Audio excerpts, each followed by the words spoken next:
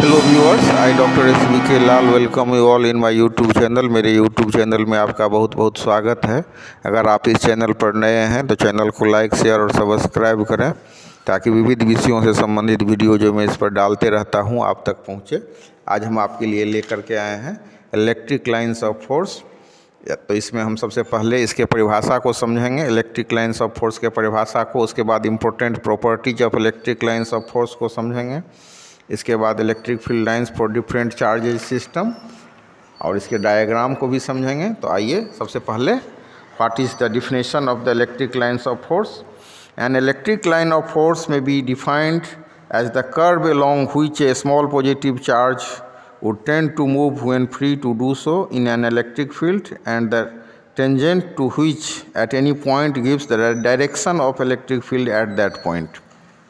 इसका क्या मतलब हो गया?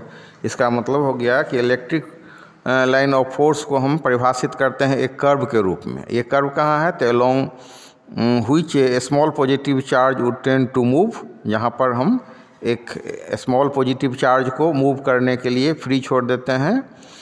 तो इसको हम समझेंगे कि an electric line of force may be defined as the curve along which a small positive charge would tend to move when free to do so. जो मूव कर रहा है कब? जब उसको फ्री करने के लिए छोड़ देता है तो उसके अलोंग जो कर्व बनता है उसी को कर्व को हम परिभाषित करते हैं कौन चीज़ के रूप में? तो इलेक्ट्रिक लाइन ऑफ फोर्स के रूप में।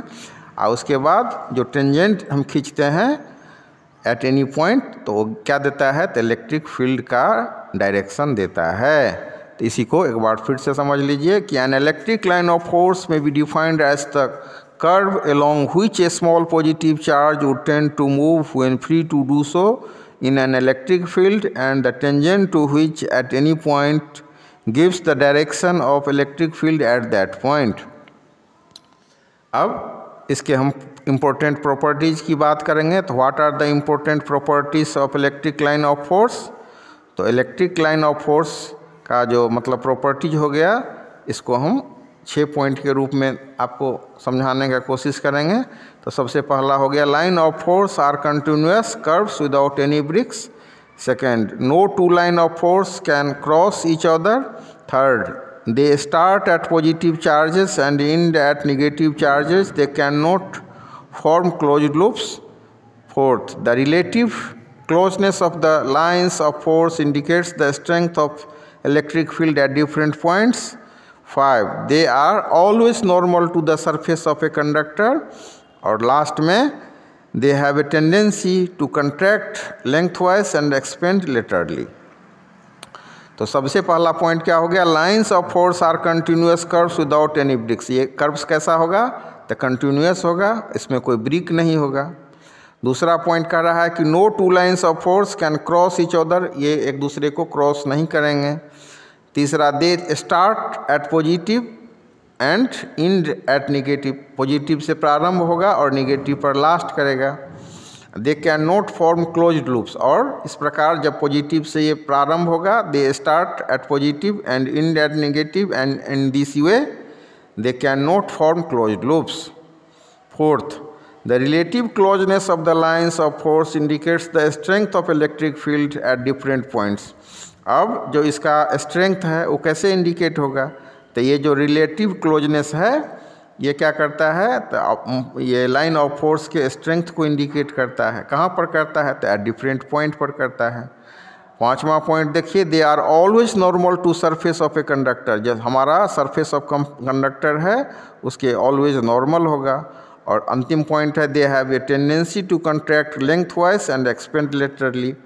कंट्रैक्ट करेगा लेंथ वाइज और एक्सपेंड करेगा लेटरली, मतलब सरल रेखा पर। अब एक बहुत ही इम्पोर्टेंट क्वेश्चन पूछा जाता है कि why two electric lines of force never intersect each other, या इसी को ऐसे पूछेगा कि when two electric lines of force intersect each other, तो उसका एक ही उत्तर होगा कि नेवर, नोवेयर। तो अगर इसका आप जवाब लिखेंगे तो आप लिखेंगे कि अब क्यों नहीं इंटरसेक्ट करता है ये electric lines of force. Board में भी पूछता है ये क्वेश्चन। तो इसका जवाब ये होगा कि if two lines of force intersect then there will be no two tangents at the points of intersection and hence two direction of the electric field at the same point which is not possible. इसको एक बार फिर से समझ लीजिए। If the two lines of force intersect then there will be two tangent, दो tangent हो जाएगा at the point of intersection पर दो टेंजेंट हो जाएगा। And hence two direction of the electric field, अब इलेक्ट्रिक फील्ड का दो डायरेक्शन हो जाएगा एट द सेम पॉइंट, एक ही जगह पर। ये संभव नहीं है, इसीलिए क्या होगा कि two electric lines of force एक दूसरे को प्रतिच्छेदित नहीं करेंगे, इंटरसेक्ट नहीं करेंगे। अब इसके बाद हम आते हैं कि electric field lines for different charges system. तो पहला सिस्टम होगा field lines of a positive point charge. तो पॉजिटिव पॉइंट चार्ज के लिए क्या हम लिखेंगे? तो पॉजिटिव पॉइंट चार्ज के लिए लिखेंगे the lines of force of a positive point charge are directed radially outwards because a small positive charge would be accelerated in the outward direction, they extend to infinity, the field is spherically symmetric। तो सबसे important चीज़ है, अगर positive point charge के बारे में field के पढ़ रहे हैं या पॉजिटिव पॉइंट चार्ज के फील्ड लाइंस के बारे में पढ़ रहे हैं, तो एक चीज़ ध्यान में रखना है कि इसका डायरेक्शन आउटवर्ड्स होगा।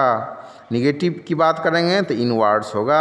शेप की बात करेंगे तो पॉजिटिव और निगेटिव दोनों में स्फेरिकली सिमेट्रिक होगा। तो हमेशा ध्यान में रखना है, क्या ध्यान में रखना है कि फील्ड लाइंस और पॉजिटिव पॉइंट चार्ज, मतलब पॉजिटिव पॉइंट चार्ज के फील्ड लाइंस की बात करेंगे तो फील्ड कैसा होगा? Spherically symmetric. और उसके बाद क्या होगा? The lines of force of a positive point charge are directed radially outwards because a small positive charge would be accelerated in the outward direction. इसके बाद हम लोग देखते हैं कि field lines of negative point charge. तो जैसे positive का होता है स्फेरिकली सिमेट्रिक, उसी हिसाब से नेगेटिव का भी स्फेरिकली सिमेट्रिक होगा। और इसको अगर हम पूरा थोड़ा सा डिटेल्स में लिखें तो हम कहेंगे the electric field of A negative point charge is also spherically symmetric but the lines of force point radially inwards. लेकिन इसका जो लाइन्स ऑफ फोर्स होगा वो क्या होगा? इनवर्ड डायरेक्शन होगा। तो बेसिक चीज़ ध्यान में रखना है कि लाइन्स ऑफ फोर्स की जब हम बात करते हैं पॉजिटिव चार्ज के लिए तो कैसा होगा? ये रेडियली आउटवर्ड्स होगा। क्यों होगा outwards? Because a small positive charge would be accelerated in the outward direction. और जब हम नेगेटिव पॉइंट चार्ज की बात करेंगे तो lines of force point radially inwards, अंदर की तरफ होगा। और दे स्टार्ट फ्रॉम इन्फिनिटी, अनंत से शुरू होगा इन्फिनिटी पर आएगा। ये कहाँ से शुरू होगा? चार्ज से शुरू करेगा पॉजिटिव चार्ज और इन्फिनिटी तक जाएगा। तो दोनों में यही अंतर है। ये और अगर हम पॉजिटिव पॉइंट चार्ज की बात करेंगे तो रेडियली डायरेक्टेड रेडियली आउटवर्ड्स होगा। और अगर हम निगेटिव चार्ज की बात करेंगे, field lines of negative point charge की बात करेंगे तो they start from infinity. Size की बात करें तो दोनों में ही पॉजिटिव हो या निगेटिव फील्ड चार्ज के लिए हो, निगेटिव पॉइंट चार्ज के लिए हो या पॉजिटिव पॉइंट चार्ज के लिए हो, फील्ड लाइंस कैसा होगा? तो इसका जो स्फेरिकली सिमेट्रिक होगा। इलेक्ट्रिक फील्ड कैसा होगा? तो the electric field of a negative point charge and positive point charge both are spherically symmetric। इसके बाद हम बात करते हैं field lines of two equal and opposite point charges.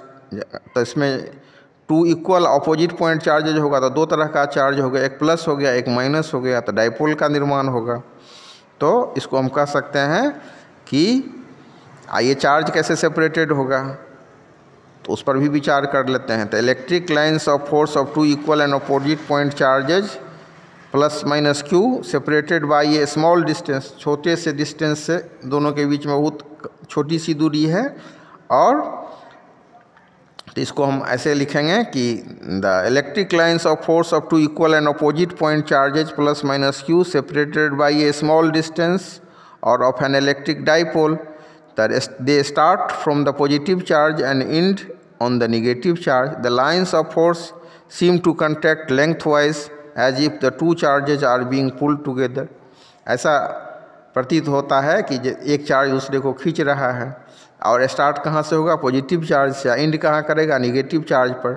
तो ये कौन चीज़ को एक्सप्लेन करता है? तो this explains attraction between unlike charges. आप प्रॉपर्टी में देखते हैं कि unlike charges attract each other.